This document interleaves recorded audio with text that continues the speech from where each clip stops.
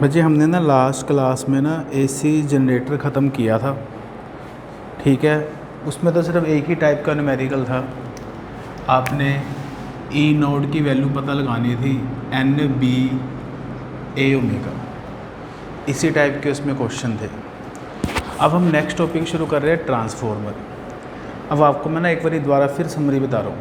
हमने जो 4A वाला चैप्टर ख़त्म किया ना, इलेक्ट्रोमैग्नेटिक इंडक्शन, उसमें हमने क्या किया है, उसमें हमने ना ये पता लगाया कि फ्लक्स को चेंज करने पे इंड्यूस्ड ईएमएफ कैसे बनता है, थ्योरेटिकली पढ़ा है। फिर उस थ्योरेटिकली को अपन ने प्रैक्टिकली कमर्शियल लेवल पे हमने जनरेटर तैयार किया। इस जनरेटर से हमने इलेक्ट्रिसिटी तैयार की, वो इलेक्ट्रिसिटी एसी तैयार की है, अल्टरनेटिंग करंट हमने तैयार किया है। इस जनरेटर के बनने से पहले डीसी था, डायरेक्ट करंट था, वो सेल के जरिए आप बनाते थे, Daniell cell, Leclanche cell, dry cell, उसके जरिए पर डीसी तैयार करते थे। लेकिन हमने जनरेटर से एसी करंट तैयार कर लिया था। अब बात ये आ गई है कि इस एसी करंट को तैयार तो हमने कर लिया है। अब भटिंडा में बिजली बनती है, आपको पता है, थर्मल पावर प्लांट में, वहाँ पे बड़े बड़े एसी जनरेटर लगे हुए हैं। वहाँ से हम इलेक्ट्रिसिटी को फिरोजपुर तक पहुँचाते हैं, ठीक है जी। तो उस इलेक्ट्रिसिटी को भटिंडा से फिरोजपुर तक पहुँचाने के लिए हमें ट्रांसफार्मर रिक्वायर्ड है। ट्रांसफार्मर का क्या काम है, ये क्या फ़ायदा है इसका, है ना जी। हमने सारा कुछ वही टॉपिक में पढ़ना है, मतलब प्रैक्टिकल टॉपिक है ये, थ्योरेटिकल नहीं है। थ्योरेटिकल आप फर्स्ट चैप्टर में 4A में पढ़ चुके सारा कुछ कि कैसे बनता है इंड्यूस करंट वगैरह। अब ये प्रैक्टिकल पर्पस में हम यूज़ कर रहे हैं ट्रांसफार्मर।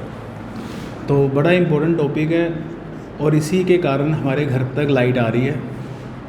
अगर जब कभी भी लाइट चली जाती है तो हम कहते हैं कि ट्रांसफार्मर ख़राब हो गया, तो बिना ट्रांसफार्मर के लाइट घर तक नहीं पहुंच सकती है।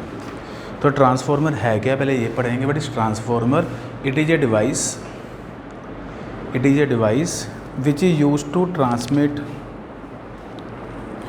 it is a device which is used to transmit alternating voltage,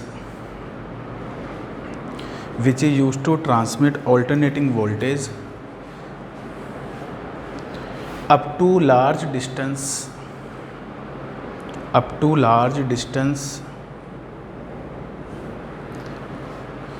with less power loss, up to large distance with less power loss। हम ऑल्टरनेटिंग वोल्टेज को लार्ज डिस्टेंस तक ट्रांसमिट कर सकते हैं विद लेस पावर लॉस। ये तो उसका use हो गया। अब ट्रांसफार्मर करता क्या है वो आप लिख लेते हैं। ट्रांसफार्मर क्या करता है, ऑल्टरनेटिंग वोल्टेज को इंक्रीज़ भी कर सकता है और डिक्रीज़ भी कर सकता है। जैसे ट्रांसफार्मर 220 वोल्ट अगर हम इसको एसी सप्लाई देते हैं, और अगर हम इसको ट्रांसफार्मर को इनपुट दें, 220 वोल्ट की इनपुट दे रहे हैं अगर हम इसको, तो आउटपुट में ये इसको 2200 वोल्ट कुछ भी मतलब हाई वोल्टेज में कन्वर्ट कर सकता है। मतलब 220 को 2200 में, 22,000 में, वो टाइप ऑफ ट्रांसफार्मर पर डिपेंड करता है। तो ट्रांसफार्मर जो है वो एसी की जो कम वोल्टेज है उसको ज़्यादा कर सकता है, और जो ज़्यादा वोल्टेज है उसको कम भी कर सकता है। तो transformer can easily step up और step down the AC supply. Transformer can easily step up और step down the AC supply. Step up का मतलब है कि इनपुट वोल्टेज को बढ़ा के आउटपुट देनी। स्टेप डाउन का मतलब है कि इनपुट वोल्टेज को डाउन करके आउटपुट देनी है। इसका क्या फ़ायदा है स्टेप अप या स्टेप डाउन का, वो आप अभी आगे वर्किंग में पढ़ेंगे। तो मेन ट्रांसफार्मर का काम क्या है, ट्रांसफार्मर ने ऑल्टरनेटिंग वोल्टेज को इंक्रीज़ भी कर सकता है वो, और डिक्रीज़ भी कर सकता है। इसी से हम इसको, यही कारण है कि हम इसको यूज़ करते हैं। अब बात आती है प्रिंसिपल ऑफ ट्रांसफार्मर की, कि किस प्रिंसिपल पे काम करते हो। तो हेडिंग में आएंगे principle. What is principle of transformer. तो जो हमने अभी इससे पहले जो टॉपिक पढ़ा था ट्रांसफार्मर का, जो प्रिंसिपल है, हमने 4A में पहले तो ये पढ़ा था कि जब भी फ्लक्स चेंज होती है इंड्यूस्ड ईएमएफ बनता है। वो तो एसी जनरेटर का प्रिंसिपल था। ट्रांसफार्मर का प्रिंसिपल है म्यूचुअल इंडक्शन, जो हमने पढ़ा था ये 4A वाले चैप्टर में लास्ट टॉपिक म्यूचुअल इंडक्शन, वो इसका प्रिंसिपल है। लिखेंगे प्रिंसिपल क्या है इसका, it work on the principle of mutual induction, it work on the principle of mutual induction. अब हम ट्रांसफार्मर की कंस्ट्रक्शन एंड वर्किंग कर रहे हैं। प्रिंसिपल तो हमने इसका लिख ही लिया, it work on the principle of mutual induction. अब हम इसमें कंस्ट्रक्शन और वर्किंग देखते हैं क्या होता है। बच्चे ट्रांसफार्मर के अंदर ना we use laminated iron sheets, हम लैमिनेटेड आयरन की शीट्स यूज़ करते हैं। We use laminated iron sheets.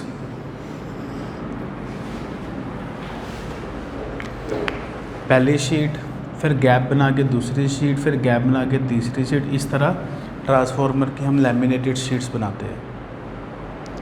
Book में थोड़ी इसकी 3 डायमेंशनल डायग्राम गिवन है, तो आप इस डायग्राम को बुक से भी देख सकते हैं।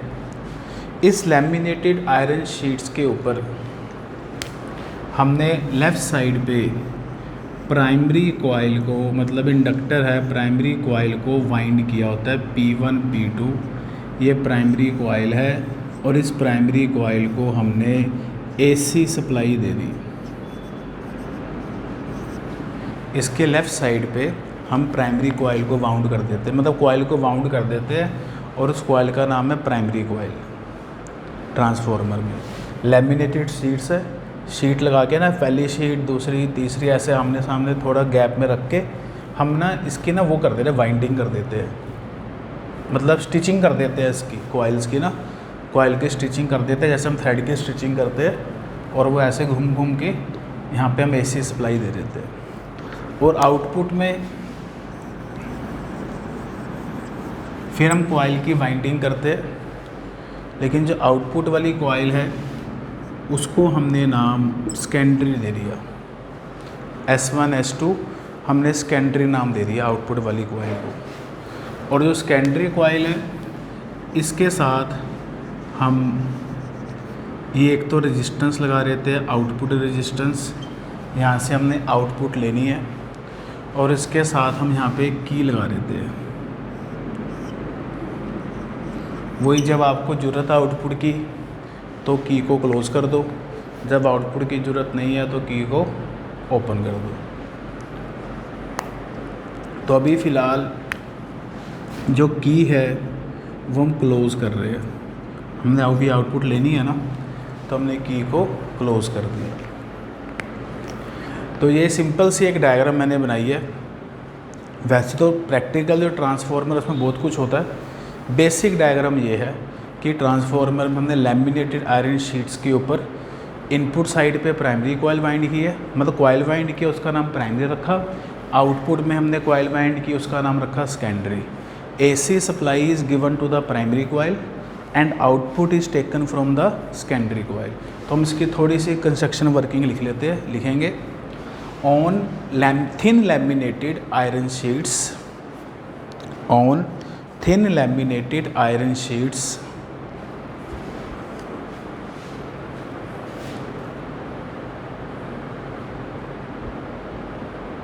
P1 P2 coil is wounded। P1 P2 लिखना है आपने इस तरह, P1 P2 इकट्ठा लिखना है। P1 P2 coil is wounded with number of turns NP। Number of turns कितनी है? NP। AC supply given to it,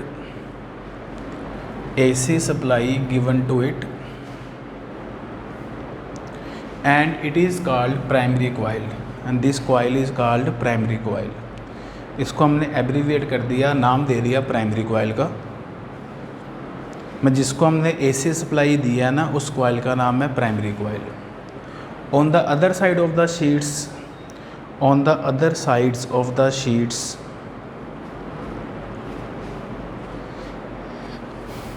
S1 S2 coil is wounded। On the other side of the sheet, S1 S2 coil is wounded and load resistance connected to this coil,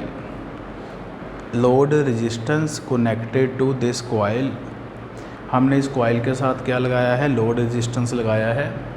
from where we get output, जिस load resistance से हमने क्या लेनी है, output लेनी है, from where we get output, and S1 S2 called secondary coil, and S1 S2 called secondary coil having number of turns ns। secondary coil है S1 S2 और उसमें नंबर ऑफ टर्न्स कितनी है आपके पास, ns है जी। ठीक है, ये तो मैंने जो डायग्राम बनाई है ना वो मैंने एक्सप्लेन कर दी है।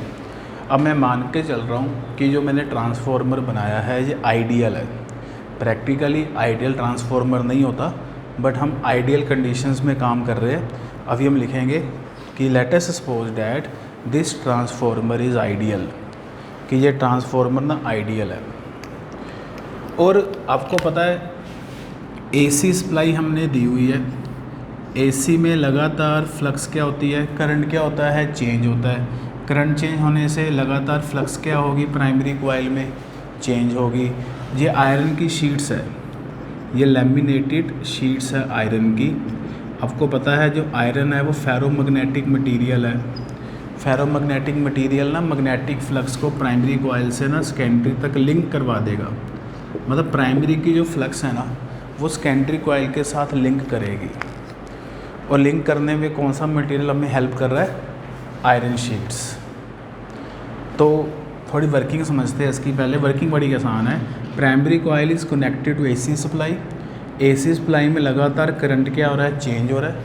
करंट चेंज होने से प्राइमरी में फ्लक्स क्या होगी, चेंज होगी। और वो चेंज इन फ्लक्स किसके लिंक में आएगा, सेकेंडरी कॉइल के।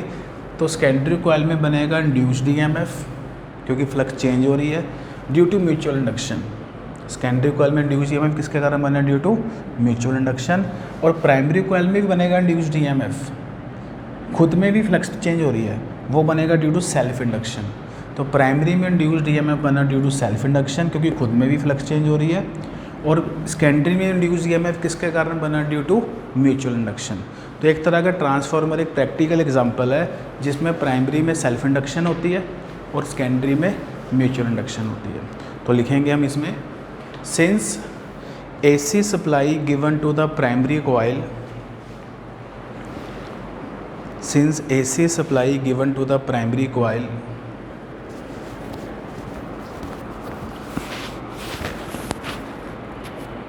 flux link with primary continuously changes, flux link with primary continuously changes, due to which induced EMF produced in the primary coil, due to which induced EMF produced in the primary coil EP लिख लो, induced EMF produced in the primary coil is capital EP. Now this change in flux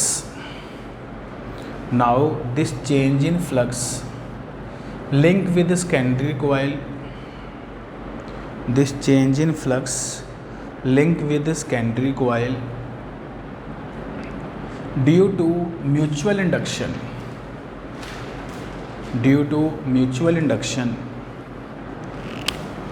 induced EMF produced in the secondary coil is ES. Due to mutual induction, induced EMF produced in the secondary coil is ES. तो concept तो हमने जो 4A वाले chapter में पढ़ा था वही है। अब हमने ट्रांसफार्मर को क्या सपोज किया है, आइडियल सपोज किया है। सिंस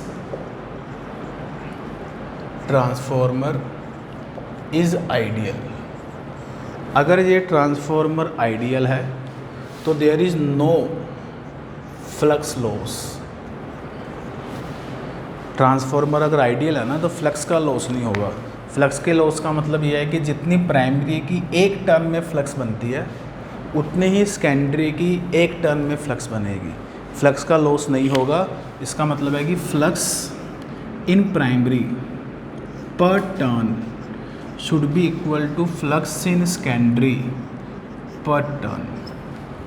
प्राइमरी में पर टर्न जो फ्लक्स बनेगी equal to flux in secondary per turn, दोनों इक्वेट करनी है अपन। तो यहाँ पे साइड पे लिख रहा हूँ 5P बाय मतलब flux in primary per turn should be equal to flux in secondary per turn. एक चीज़ मैं आपको और बताना चाहता हूँ, जो बच्चे गलती करते हैं केमिस्ट्री में ना, पर प्राइमरी को लिखते हैं 1 डिग्री, सेकेंडरी को लिखते हैं 2 डिग्री, लेकिन अगर आपने फिजिक्स में ये लिखा गलत हो जाएगा। इसलिए जल्दबाजी नहीं करनी, प्राइमरी पूरा नाम लिखना है, सेकेंडरी पूरा नाम लिखना है। तो there is no flux loss, तो ये बन गया अपने पास। नाउ टेक डेरिवेटिव, अगर हम डेरिवेटिव लेंगे with respect to time t, तो ये बन जाएगा d∅p/dt upon np equal to d∅s/dt upon ns। हमने डेरिवेटिव लिखा विद रिस्पेक्ट टू टाइम, वो हमने लिख दिया। अब आपको पता है जो इंड्यूस्ड ईएमएफ प्राइमरी में बनेगा वो तो अपन माइनस d∅p/dt लिखेंगे ना, rate of change in flux in primary coil. और जो इंड्यूस्ड ईएमएफ सेकेंडरी में बनेगा उसको हम माइनस d∅s/dt लिखेंगे, जो सेकेंडरी में बनेगा। तो अगर मैं यहाँ पे वैल्यू पुट करूँ d∅/dt की, तो वो वैल्यू बनेगी -EP। ऐसे d∅s/dt की वैल्यू पुट करूँ, वो बनेगी -ES।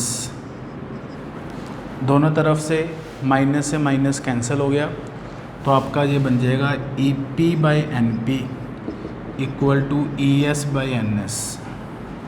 अगर हम इसको थोड़ा सा रीअरेंज करके लिखें तो ये बन जाएगा NS/NP इक्वल टू ES/EP। तो आपने एक तो ये वाला फॉर्मूला याद रखना है, हमें न्यूमेरिकल में ये काम आएगा। ES/EP equal to NS/NP। What is ES? Induced EMF in secondary coil, EP primary का इंड्यूस्ड EMF, NP प्राइमरी की टर्न्स और NS है सेकेंडरी की टर्न्स। फर्स्ट इक्वेशन हमने लिख ली है। अब हम बात ही कर रहे हैं कि ट्रांसफार्मर आइडियल है तो पावर का लॉस नहीं होगा, लिखेंगे since transformer is ideal therefore no power loss. Since transformer is ideal therefore no power loss.